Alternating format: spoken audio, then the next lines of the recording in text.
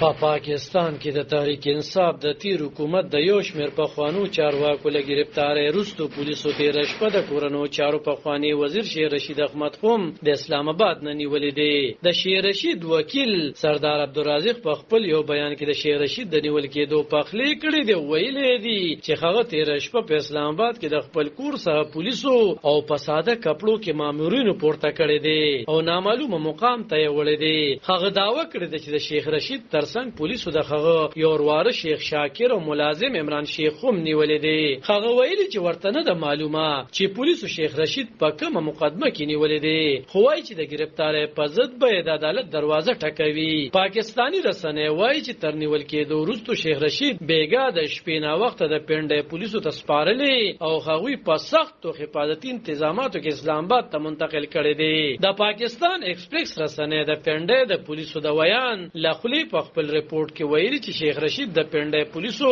نه دی نیولې او نه هغه دا وخت د پنډۍ پولیسو سره شته. د کورنیو چارو د پخوانی وزیر شیخ رشید دروارو د قومي اسمبلی پخوانی غړي شیخ راشد شفیق په ټولنیزو رسنیو خپل یو ویډیو بیان کې دعوه کړې ده چې شیخ رشید پولیسو د اسلام آباد نه نیولې او وایي چې هغه په داسې حال کې نیول شوی چې په ضد یې هیڅ یو مقدمه نشته. تر دې وړاندې په پاکستان کې تحریک انصاف ګوند د تیر حکومت یو شمېر پخوانی چارواکو پولیسو په بیلابیلو مقدمو کې نیولې او زندانونو ته چولې دي. په دغه نیول شو پخوانو چارواکو کې پخوانی وزیر اعظم عمران خان، د بهرنیو چارو پخوانی وزیر شاه محمود قریشي، د پنجاب صوبې پخوانی وزیر اعلی پرویز الهی، د پنجاب د صحت د چارو پخوانی وزیر یاسمین راشد، د عمران خان خوره احسان نیازی او ګڼ شمېر نور شامل دي. د تحریک انصاف ګوند چیرمن او پخوانی وزیر اعظم عمران خان تور لګوي چې د ګوند یې تر 100,000 زیات فعالین نیول شوي او په زندانونو کې ورسره بدرویه کیږي. حکومت د هغه له خوا د خودل شو د